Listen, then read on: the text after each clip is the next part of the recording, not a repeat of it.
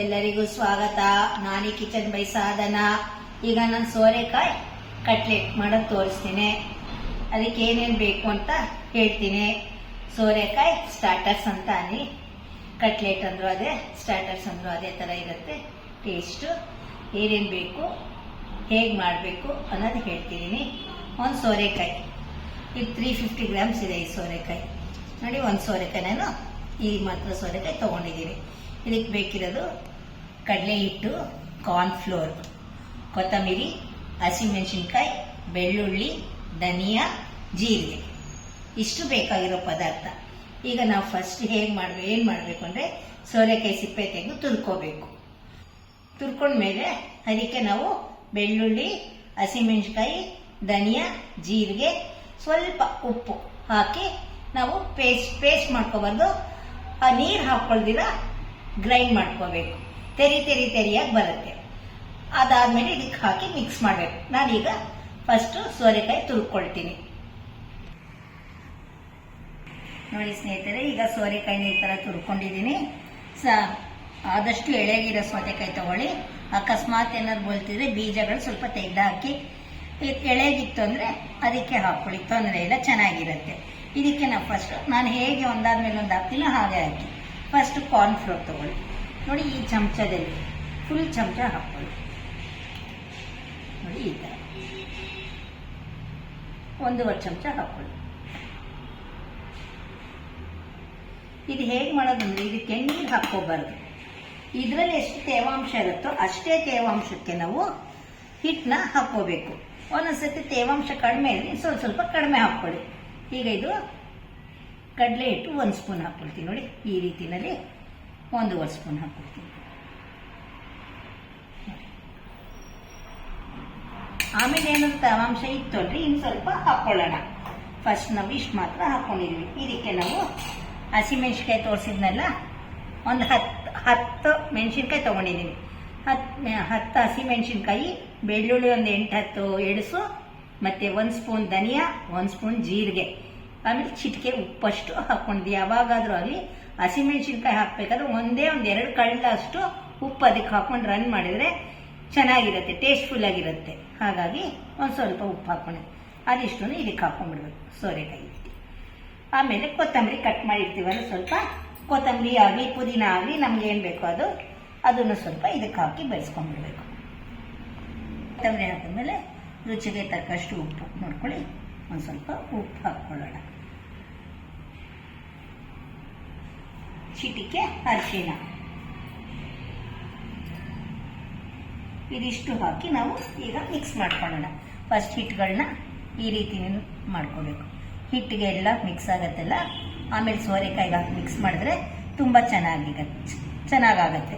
ನನ್ನ ವಿಡಿಯೋನಲ್ಲಿ ಆಲ್ರೆಡಿ ನೀವು ಎಲ್ಲರೂ ಮುಲ್ಲಂಗಿ ರೊಟ್ಟಿ ನೋಡಿರ್ಬೋದಲ್ಲ, ಮುಲ್ಲಂಗಿ ರೊಟ್ಟಿ ಹೇಗೆ ಮಾಡಿದ್ದೀನಿ ಅಂತ. ಅದೇ ಥರನೇ ಇದನ್ನು ಹೇಗೆ ಇದ್ರೊಳಗೆ ತೇವಾಂಶ ಇರುತ್ತೋ ಆ ತೇವಾಂಶಕ್ಕೆ ಸರಿ ಹೋಗೋ ಥರ ಹಿಟ್ಟು ಹಾಕ್ಕೊಂಡು ಮಿಕ್ಸ್ ಮಾಡ್ಕೋಬೇಕು. ನೋಡಿ, ಈ ಥರ ಆಗಿದೆ. ಸ್ವಲ್ಪ ಇನ್ನೂ ತೇವಾಂಶ ಇದೆ, ಹಾಗಾಗಿ ಮತ್ತಿನ್ನೊಂದು ಅರ್ಧ ಕಾರ್ನ್ಫ್ಲೋರ್ ಹಾಕ್ಕೊಳ್ತೀನಿ, ಅರ್ಧ ಕಡಲೆ ಹಿಟ್ಟು ಹಾಕ್ಕೊಳ್ತೀನಿ, ಅರ್ಧ ಸ್ಪೂನ್ ಚಮಚ ಅಷ್ಟು ಹಾಕ್ಕೊಳ್ತೀನಿ. ನೋಡಿ ಯಾವ ಥರ ಇದೆ ಅಂತ ಇವಾಗ ನೋಡಿದ್ದೀರಲ್ಲ ನೀವು. ಈ ಥರ ಉಂಡೆ ಬರೋ ಥರ ಇದೆ ನೋಡಿ, ಉಂಡೆ ಬರೋ ಥರ ಇದೆ. ಈ ಮಾತ್ರ ನೀವು ಸೋರೆಕಾಯಿನ ಮತ್ತು ಹಿಟ್ಟು, ಕಡಲೆ ಹಿಟ್ಟು, ಕಾರ್ನ್ಫ್ಲೋರು ಹಾಕಿ ಮಿಕ್ಸ್ ಮಾಡ್ಕೋಬೇಕು.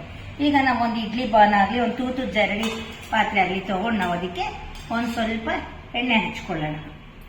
ನೋಡಿ, ಈ ಥರ ಎಣ್ಣೆ ಹಚ್ಕೊಂಡು ಹಬೆಗೆ ಇಡಬೇಕು. ನಾವು ಇಡ್ಲಿಗಳನ್ನ ಯಾವ ಥರ ಹಬೆಗೆ ಇಡ್ತೀವೋ ಆ ಥರ ನೋಡಿ, ಈ ಥರ ರೌಂಡ್ ಮಾಡಿಬಿಟ್ಟು ಕೈಗೆ ಎಣ್ಣೆ ಸ್ವಲ್ಪ ಹಾಕ್ಕೊಳ್ಳೋಣ. ನೋಡಿ, ಈ ಥರ ದೊಡ್ಡದಾಗಿ ವಡೆ ಥರ ಮಾಡ್ಕೊಬೇಕು. ನೋಡಿ, ಈ ಥರ ಮಾಡಿ ಹಬೆಗೆ ಇಟ್ಕೊಬೇಕು. ನಮ್ಮದಿದು ಕುಕ್ಕರು ಎಲೆಕ್ಟ್ರಿಕ್ದಾಗಿರೋದ್ರಿಂದ ನನಗೆ ಒಂದು 3 ಇಡ್ಸುತ್ತೆ. ನೋಡಿ, ಈ ಥರ ದೊಡ್ಡದಾಗಿ ಇಡ್ಲಿಗಳ ಥರ ತಟ್ಟೆ ಅದೇ ವಡೆ ಮಾಡ್ತೀವಲ್ಲ ಆ ಥರದಲ್ಲಿ ಹಬೆಗೆ ಇಟ್ಕೋಬೇಕು. ಒಂದು 10 ನಿಮಿಷ ಹಬೆಗೆ ಇಟ್ಟರೆ ನಮ್ಗೆ ಸಾಕು. ನೋಡಿ ಫ್ರೆಂಡ್ಸ್, 10 ಮಿನಿಟ್ಸ್ ಆಯಿತು. ಈಗ ಸ್ವಿಚ್ ಆಫ್ ಮಾಡಿಬಿಟ್ಟು ನಾವು ಇದನ್ನು ತೆಗೆದಿಟ್ಕೊಳ್ಳೋಣ. ನೋಡಿ ಹಬೆ ಹೇಗಿದೆ ನೋಡಿ, ಇಡ್ಲಿಗಳು ಹೇಗೆ ಆಗಿದೆಯೋ ಅದೇ ಥರ ಆಗಿದೆ ಇದು. ನೋಡಿ ಸ್ನೇಹಿತರೆ, ಈ ಥರ ಚೆನ್ನಾಗಿ ಉಬ್ಬಿರತ್ತೆ ನೋಡಿ, ಎಷ್ಟು ಚೆನ್ನಾಗಿ ಅನ್ಸುತ್ತೆ. ಒಳ್ಳೆ ಇಡ್ಲಿ ಥರನೇ ಅನಿಸ್ತಿದೆಯಲ್ಲ. ಇದನ್ನು ನಾವು ಒಂದು 10 ನಿಮಿಷ ಆರೋದಿಕ್ಕೆ ಬಿಡಬೇಕು. ಇಡ್ಲಿನ ತೆಗೆದು ಬೇರೆ ತಟ್ಟೆಗೆ ಇಟ್ಕೊಂಡ್ರೆ ಉಲ್ಟಾ ಆಗತ್ತಲ್ಲ, ಅವಾಗ ಅದು ಬೇಗ ಆರ್ಕೊಳ್ಳುತ್ತೆ. ನೋಡಿ ಸ್ನೇಹಿತರೆ, ಯಾವ ಥರ ಚೆನ್ನಾಗಾಗಿದೆ ನೋಡಿದ್ರ, ಸೂಪರಾಗಿ ಬಂದಿದೆ ನೋಡಿ. ಇದು ಉಲ್ಟಾ ಹಾಕಿದ್ದೀನಿ, ಇದು ಸೀದಾ ಹಾಕಿದ್ದೀನಿ, ಹೇಗಿದೆ ಅಂತ ನೋಡಿ. ಎಲ್ಲ ಚೆನ್ನಾಗಾಗಿದೆ.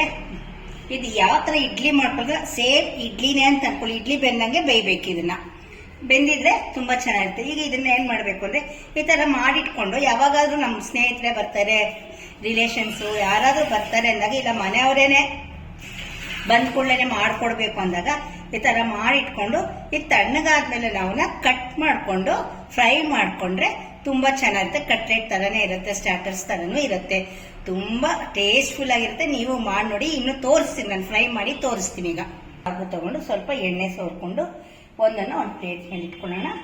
ಇದನ್ನು ನಮಗೆ ಈ ಥರ ಕಟ್ ಮಾಡ್ಕೊಳ್ಳೋಣ.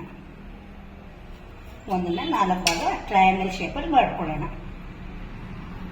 ಇದನ್ನು ನಾವು ಈಗ ಎಣ್ಣೆನಲ್ಲಿ ಬಿಟ್ಟರೆ ತುಂಬ ಚೆನ್ನಾಗಿ ಕ್ರಿಸ್ಪಿಯಾಗಿ ಆಗುತ್ತೆ. ನೋಡಿ, ಎಣ್ಣೆ ಬಿಸಿ ಆಗಿದೆಯಲ್ಲ, ಇದ್ರೊಳಗೆ ಈ ಥರ ಹಾಕ್ಕೊಳ್ಳೋದು.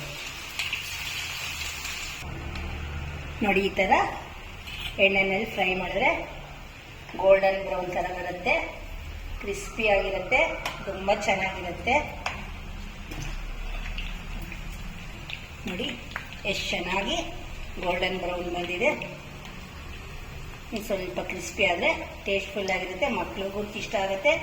ತುಂಬ ಈಸಿನೂ ಇದೆ. ಯಾವಾಗಲೂ ತೊಗರಿಬೇಳೆ, ಕಡಲೆಬೇಳೆ, ಹೆಸರುಬೇಳೆನೇ ಮಾಡ್ತಿರ್ತೀವಲ್ಲ, ಈ ಥರ ಮಾಡಿದ್ರೆ ಚೆನ್ನಾಗಿರುತ್ತೆ. ಇದ್ರ ಜೊತೆಗೆ ನಮಗೆ ಸೈಡ್ಗೆ ಸೋಯಾ ಸಾಸ್, ಅದೇನು ಸಾಸು, ಕೆಚಪ್ಪು ಏನಿದ್ರೆ ಅದು ಹಾಕ್ಕೊಂಡು ಕೊಟ್ಟರೆ ಸರ್ವ್ ಮಾಡಿದ್ರೆ ತುಂಬ ಚೆನ್ನಾಗಿದೆ. ನೋಡಿ, ಈ ಥರ ಬ್ರೌನಿಶ್ ಆಗಿ ಗೋಲ್ಡನ್ ಬ್ರೌನ್ ಬಂದರೆ ಕ್ರಿಸ್ಪಿ, ಮೇಲೆ ಕ್ರಿಸ್ಪಿ, ಒಳಗಡೆ ಸಾಫ್ಟ್ ಆಗಿರುತ್ತೆ. ನೋಡಿ ಸ್ನೇಹಿತರೆ, ಏನು ಚೆನ್ನ ಈ ಮಳೆಗಾಲಕ್ಕೆ ಒಳ್ಳೊಳ್ಳೆ ಬಿಸಿ ಗರಿ ನೋಡಿ ಹೀಗಿದೆ. ಮೇಲೆಲ್ಲ ಗರಿ ಇದೆಯಲ್ಲ, ಒಳಗೆ ನೋಡಿ ಎಷ್ಟು ಸಾಫ್ಟ್ ಆಗಿದೆ. ನೋಡಿ, ತುಂಬ ಸಾಫ್ಟ್ ಆಗಿರುತ್ತೆ ಮತ್ತು ತಿನ್ನೋದಕ್ಕೂ ಅಷ್ಟೇ ರುಚಿಕರವಾಗಿರುತ್ತೆ. ಮಾಡಿ ಹೇಗಿದೆ ಅಂತ ಹೇಳಿ ನೋಡಿ. ಸಜ್ಲಾನ್ ಸಾಸ್ ಹಾಕೊಂಡಿದ್ದೀನಿ, ಇಲ್ಲ ಟೊಮೆಟೊ ಕೆಚಪ್ ಹಾಕ್ಕೊಳ್ಳಿ. ನೋಡಿ, ಎಣ್ಣೆನೂ ಜಾಸ್ತಿ ಎಳೆದಿಲ್ಲ ನೋಡಿ, ನಾನು ಟಿಶ್ಯೂ ಪೇಪರ್ ಮೇಲೆ ಹಾಕಿದ್ದೀನಿ. ಒಂಚೂರು ಎಣ್ಣೆನೂ ಅದರೊಳಗೆ ಇಲ್ಲ. ಸೊ ಮಕ್ಕಳು ಖುಷಿಯಿಂದ ತಿಂತಾರೆ. ಸೋರೆಕಾಯಿನೂ ತುಂಬ ಒಳ್ಳೆಯದು. ಹಾಗಾಗಿ ಮಾಡಿ ಫ್ರೆಂಡ್ಸ್. ಇದು ನನಗೆ ಹೇಳಿದ್ನಲ್ಲ ನೋಡಿ ಫ್ರೆಂಡ್ಸ್, ಎಷ್ಟು ಚೆನ್ನಾಗಾಗಿದೆ. ನಾನು ತೋರಿಸಿದ್ನಲ್ಲ ನಿಮಗೆ, ಉಂಡೆ ಬರೋ ಅಷ್ಟು ಮಾತ್ರ ಹಿಟ್ಟು ಹಾಕ್ಕೋಬೇಕು. ನನಗೆ ಇನ್ನೂ ಸ್ವಲ್ಪ ಹಿಟ್ಟು ಹಿಡಿಸಿ, ಇನ್ನೊಂದು ಸ್ಪೂನಷ್ಟು ಕಾರ್ನ್ಫ್ಲೋರ್ ಹಾಕ್ಕೊಂಡಿದ್ದೀನಿ. ಇನ್ನು ಅರ್ಧ ಮುಕ್ಕಾಲಷ್ಟು ಕಡಲೆ ಹಿಟ್ಟು ಹಾಕ್ಕೊಂಡಿದ್ದೀನಿ. ಸ್ವಲ್ಪ ಕಾರ್ನ್ಫ್ಲೋರ್ ಸ್ವಲ್ಪ ಜಾಸ್ತಿ ಇತ್ತು ಅಂದರೆ ಗರ್ಗರಿ ಆಗಿರುತ್ತೆ. ಆಮೇಲಿಂದ ಕಡಲೆ ಹಿಟ್ಟಿಂದ ಸಾಫ್ಟ್ ಬರುತ್ತೆ. ಅದೆರಡು ಇರೋದ್ರಿಂದ ನಿಮಗೆ ಮೇಲೆ ಕ್ರಿಸ್ಪಿ, ಒಳಗೆ ಸಾಫ್ಟ್ ಆಗಿರುತ್ತೆ. ಟೊಮೆಟೊ ಕೆಚಪ್ ಹಾಕೊಳ್ಳಿ, ಟೊಮೆಟೊ ಸಾಸ್ ಹಾಕೊಳ್ಳಿ, ಚಟ್ನಿ ಹಾಕೊಳ್ಳಿ, ಏನು ಬೇಕಾದ್ರೂ ಹಾಕೊಳ್ಳಿ. ಒಂದು ಪಕ್ಷ ಏನೂ ಇಲ್ಲಾಂದರೆ ಇದ್ರೊಳಗಿರೋ ಬೆಳ್ಳುಳ್ಳಿ, ಹಸಿಮೆಣಸಿನ್ಕಾಯಿನೇ ಟೇಸ್ಟ್ಫುಲ್ ಆಗಿರುತ್ತೆ. ನೀವು ಮಾಡಿ. ನಮ್ಮ ಫ್ರೆಂಡ್ ಒಬ್ರು ಇದನ್ನ ಓದ್ತಿದ್ದಾಗ, ಅವ್ರು ಮರಾಠಿಯವರು, ಅವ್ರು ಮಾಡ್ತಿದ್ರು. ಈಗ ನೆನಪಾಗಿ ನಾನು ನಿಮ್ಗೆ ಇದು ಹೇಳಿದ್ದೀನಿ. ನೀವು ಮಾಡಿ ನೋಡಿ ಹೇಗಿದೆ ಅಂತ ಹೇಳಿ ಫ್ರೆಂಡ್ಸ್. ನಾನು ಕಿಚನ್ ಬೈ ಸಾಧನ. ಎಲ್ಲರಿಗೂ ನಮಸ್ಕಾರಗಳು.